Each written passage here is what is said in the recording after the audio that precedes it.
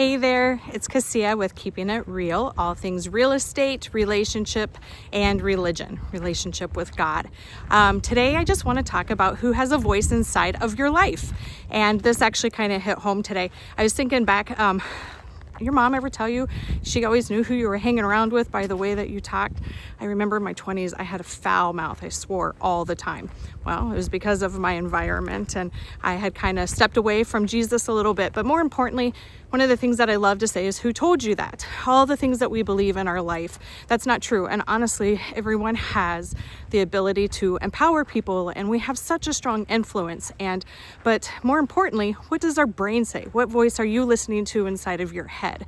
A lot of times I am thinking of tomorrow and things that I can change that are not for me to even change. And what am I telling myself about that? What is my belief? What am I limiting myself to?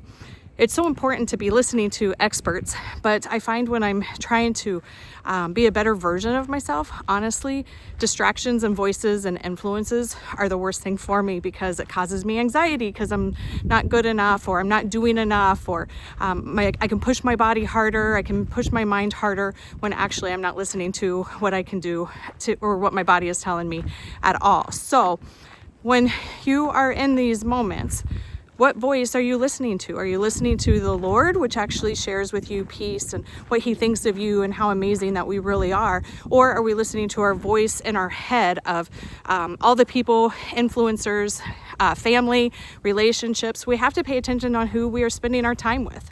We have of course, we all have immediate families. We just finished Thanksgiving. I hope everyone had a fantastic Thanksgiving. But who are you surrounding yourself with your life? And who are those influences? But more importantly, mind your mind. My family always laughs when I say that, but it's so true. Pay attention to what you're telling yourself. What are you believing? What are you telling yourself?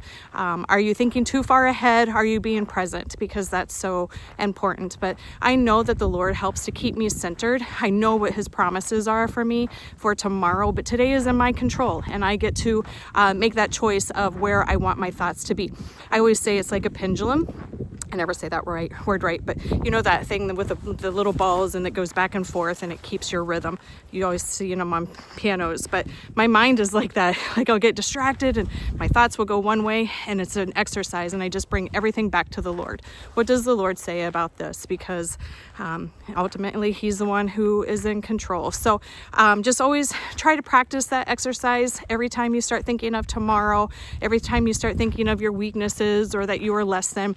Bring it back to what the Lord says about you. And we all know what he really thinks, because we're created in his image, and he's pretty awesome, which makes us equally as awesome as him. So I hope that you have a wonderful day. Mind your mind, pay attention to what you're telling yourself, and stay warm out there.